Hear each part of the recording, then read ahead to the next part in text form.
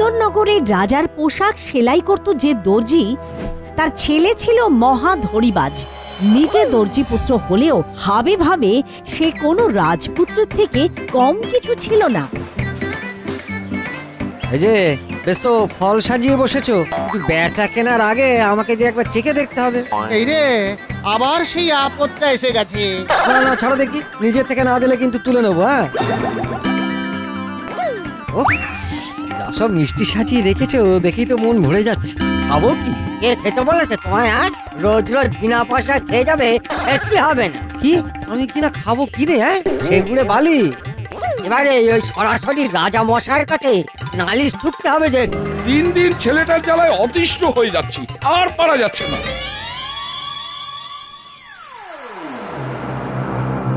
না না, আজ একবার ফিরুক, তারপরে মজা দেখাচ্ছি। ছি ছি ছি ছি ছি ছি ছি ছি, রাস্তাঘাটে যেখানে যে দেখছে সেই ছেলের নামে নালিশ করছে। এই ছেলের জন্য আমি তো এবার রাজামশাইয়ের কাছে মুখও দেখাতে পারবো না। এবারে দরকার পড়লে আমি নিজে ওকে রাজামশাইয়ের কাছে নিয়ে যাব। কপালে দুঃখ আছে মনে হচ্ছে। এই দর্জি পুত্র হয়ে থাকলে এরকম করে জীবনটা কেটে যাবে। কোথায় রাজপুত্রের মতো ফুর্তি করে দিন কাটাবো তা না, খালি চেয়ে চিনতে লুকিয়ে চুড়িয়ে থাকতে হচ্ছে। না না, যে করি হোক ভাগ্য বদলাতে হবে। এই তো এই পোশাকখানা তো আমাকে বেশ মানাবে। তবে আর কি, এবার এই রাজপুত্রের পোশাক পরি আমি বেরিয়ে পড়বো ভাগ্য ফেরাতে।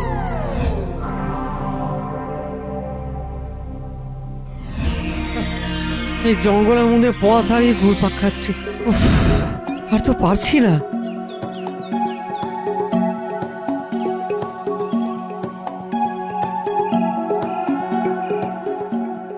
ও মা, এমনি ভাবে বসে আছো কে ভাই তুমি? পোশাক দেখে তো মনে হচ্ছে তুমি কোনো রাজপুত্র।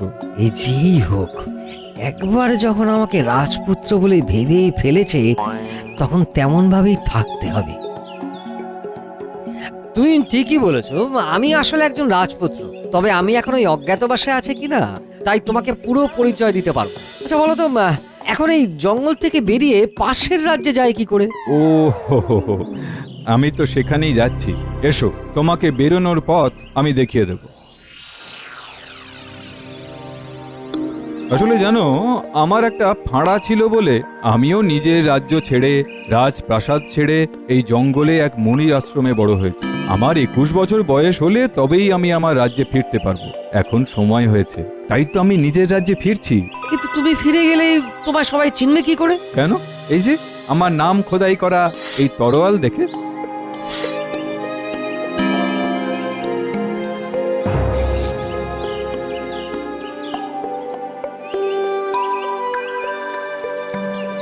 অনেকটা পথ চলে এসেছে, এদিকে রাতও নামছে। এক কাজ করি বুঝলে, চলো আজকে রাতটা এখানেই কাটিয়ে দিই। হ্যাঁ, সেই ভালো।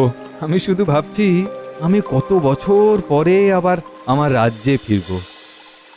সেদিন রাতে রাজপুত্র যখন ঘুমে অচেতন, রাজপুত্রের পাশ থেকে তরোয়ালটা তুলে নিয়ে রওনা দিল দর্জিপুত্র। এই সুযোগ, এবার আমি এটা নিয়ে পালাই। সবাই জানবে আমি সেই রাজপুত্র যে ফাঁড়া কাটিয়ে বহু বছর পরে রাজ্যে ফিরে এসেছি।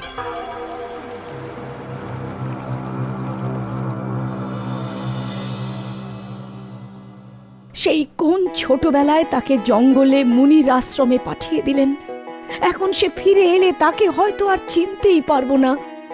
রাজকুমার ফিরে এসেছে মহারাজ। সত্যি? তুমি তাকে চিনতে পেরেছো মন্ত্রী? সত্যি মহারাজ, আমি নিজের চোখে তাকে দেখে এসেছি। তার হাতে সেই রত্নখচিত রাজ তলোয়ারও আছে। চলুন চলুন তবে যাই, রাজকুমারকে বরণ করে অন্দরমহলে নিয়ে আসি গিয়ে। দর্জিপুত্র রাজপ্রাসাদের সামনে দাঁড়িয়ে রয়েছে। চলে এসেছেন মহারাজ, মহারানী, মন্ত্রীমশাই সকলেই। মহারানীর হাতে বরণ ডালা। এই তো সবাই চলে এসেছে। ব্যাস, এবার বাকি অভিনয়টুকু ভালো করে করলেই আমার সত্যি সত্যি রাজপুত্র হওয়ার আটকায় কে? ওমা, আমার মানিককে এমন দেখাচ্ছে কেন? চোখ মুখ কেমন যেন শুকনো শুকনো। হ্যাঁ হ্যাঁ, খানিক ক্লান্তও দেখাচ্ছে বটে। দাঁড়ান দাঁড়ান, ও কাকে বারণ করছেন? ও যে নকল। আসল রাজপুত্র তো আমি। ওই ঠগ আমার তরোয়াল হাতিয়ে নিয়ে পালিয়ে এসেছে। এই রে, আসল রাজপুত্র এসে আমার সব পরিকল্পনা ঘেঁটে দেবে না তো? না না না, কিছুতেই কাউকে বুঝতে দিলে চলবে না। ব্যাপারটা কেমন হলো মহারাজ? কিছু একটা গন্ডগোল হয়েছে বই। আমার তো কেমন একটা সন্দেহ সেই কখন থেকেই হচ্ছে। না না, এখন কে যে আসল আর কে নকল বুঝি কি করে? যত সব ওই বানানো কথা বলেই ছেলেটা ধাঁধায় ফেলতে চাইছে। ওর ফাঁদে কিন্তু মোটেও পা দেবেন না।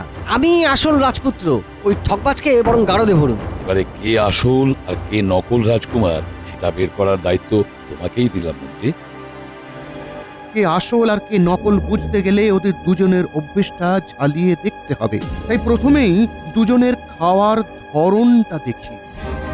দুজনকে পাশাপাশি খেতে দেওয়া হয়েছে। মহামন্ত্রী লক্ষ্য করেন দর্জিপুত্র চেয়ারের ওপর পা তুলে হাতে খাবার নিয়ে গোগ্রাসে খাচ্ছে, আর রাজপুত্র মাটিতে বসে খাবার সাজিয়ে পরিপাটি করে খাচ্ছে। যা ভেবেছি ঠিক তাই।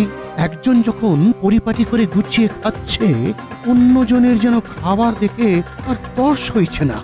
না না না, এ ছেলে রাজপুত্র হতেই পারে না। অন্ন দিয়ে পরীক্ষা তো হলো, এবার অস্ত্র দিয়ে যাচাই করতে হবে। তারপরে হবে যুদ্ধবিদ্যার পরীক্ষা।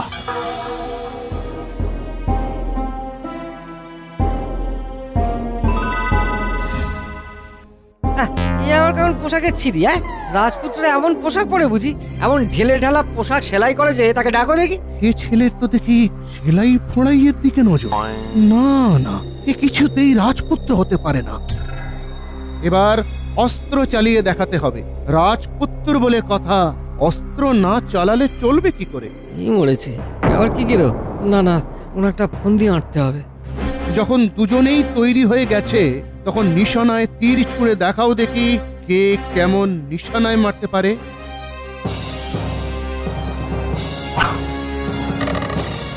বাহ বাহ, যেমন তীর ছুঁড়ছে তাতে তো এই ছেলে নিঘাত রাজপুত্র। এবার তোমার পালা, মেরে দেখাও দেখি। এই যা,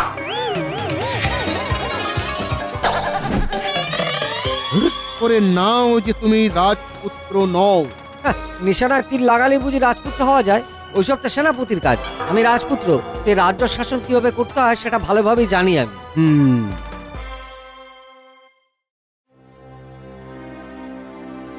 কি মন্ত্রী, আসল নকলের ফারাক করতে পারলে?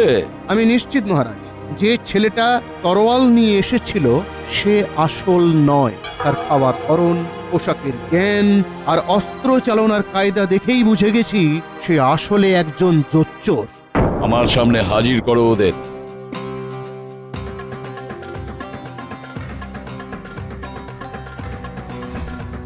প্রণাম মহারাজ। ফাঁড়া কাটানোর পরে ফিরে এলে সাধু বাবা বলেছিলেন বটে, রাজপুত্রকে এক রাত কাঁটার বিছানায় খালি গায়ে শুতে হবে। পরের দিন সকালে যদি তার পিঠে কোনো ক্ষত না থাকে, তবে নতুন রাজা হিসেবে তার রাজ্যাভিষেক হবে। বেশ, তবে আমি এক্ষুনি সব ব্যবস্থা করছি। সব জেনে শুনে আর ওই বিছানায় শোবো নাকি? মোটেই না। যাতে আমার পিঠে কোনো ক্ষত না হয় সেই ব্যবস্থা তো আমাকেই করতে হবে। রাজামশাই যেমন বলেছেন তেমনই করতে হবে। না না না, পিঠের ক্ষত এড়ানোর জন্য তাকে মিথ্যে কথা বলতে পারবো না।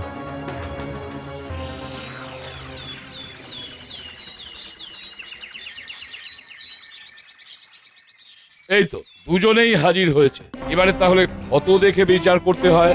এই যে আমার পিঠে কোনো ক্ষত চিহ্ন নেই। সে তো দেখতেই পাচ্ছি। আর অন্যজনের কি অবস্থা? আমার পিঠে কাঁটার ক্ষত আছে মহারাজ, তাই অন্যজনকেই রাজা হিসেবে বরণ করে নিন, আর আমাকে যা শাস্তি দেবার তাই দিন।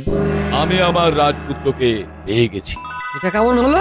কে আসল আর কে নকল ধরার জন্য এই পরিকল্পনা আসলে আমারই ছিল। জানতাম যে নকল সে ক্ষত এড়ানোর জন্য বিছানাতেই শোবে না। এবার মানে মানে বলো দেখি, তুমি কে? আমাকে মাফ করে দিন মহারাজ। আমি আসলে এক দর্জি পুত্র। রাজপুত্রের পোশাক পরে নিজেকে রাজপুত্র ভাবতে শুরু করেছিলাম। আমার অন্যায় হয়ে গেছে মহারাজ। রাজার পোশাক পরলেই রাজা হওয়া যায় না। তাই তুমি যা করেছো তার শাস্তি তোমাকে পেতেই হবে।